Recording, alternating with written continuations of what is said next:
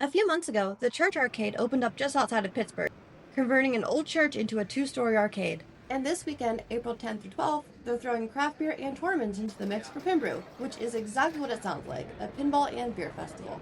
So for $35, we got access to over 150 pinball machines and over 100 arcade games, all on free play. The church architecture and arcade consoles fit together surprisingly well, and they even put seated machines in the confessional. Side note, I'm super impressed with their cable management. There are over a dozen tournaments throughout the weekend with some really cool looking trophies. The two particular tournaments worth mentioning are the King Kong and Beetlejuice challenges to benefit Children's Hospital. We're doing a charity tournament here at PinBrew. For $2 a game, you get an opportunity to play King Kong on the new Beetlejuice pinball. Come on over and check it out.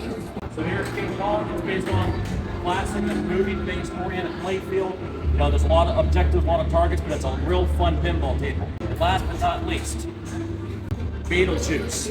Beetlejuice. It's all based on the original movie. Everything you see on the playfield is based off of that movie, such as the Inferno room, the living room, the sign, the snake. It's all there.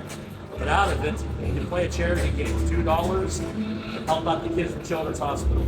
I had a chance to chat with the resident pinball machine doctor and got to look at some of the pinball machine guts up close. On an old game like EM, it's really cool to use a file and actually just like file some of the crap up with contact.